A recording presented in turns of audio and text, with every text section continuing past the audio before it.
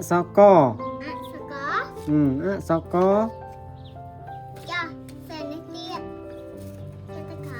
khẩu xe tự khảo nó mà xe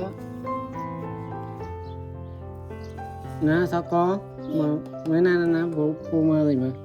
bố đạp tụ ai lo hả nó có nè sao co cái rô pillar mau nè sao co này ở trong giường này tôi xe năng mấy tôi xe này mấy ở trong xe này xe năng mà này đôi cho nè ở đôi chứ anh ấy là sao to rồi cho cho ní nàng kia nè xe ở nè xe ô nè xe ừ. xe ba san mày Nè. xe ba san mày Nè. ồ nàng kia bền Cho mình chơi này cái thù đàn cho chấp đam chậm đam chấp đam ăn mê liền ăn mê liền ta lấy tờ xe mà sao môi nay chơi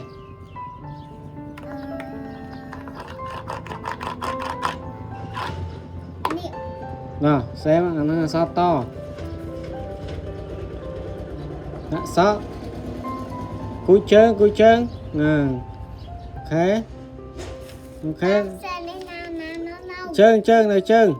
cái xe to ra đây này này là sao co đây nói chân cúi như tiền cúi xe chạy màu bông phạm nè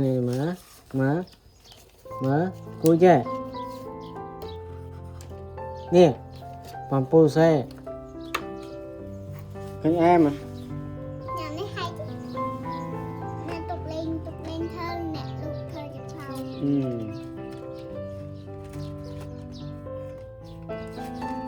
lấy cho pan nắng nè miếng chạy tiết đó ta này anh lại cái xe này anh tam chơi nó co nó chơi hơi có nó từ xe hay an phong lại sao thế là nó lấy số đi nó sổ đấy lại sao co từ xe đi xe thế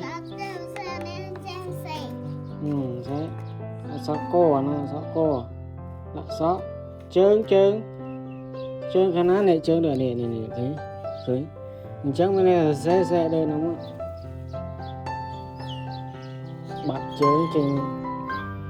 trên phải po mà đấy nè trên phải xoay nè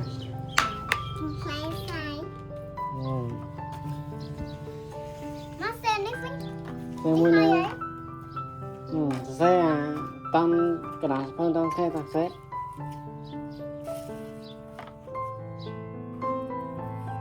sao cô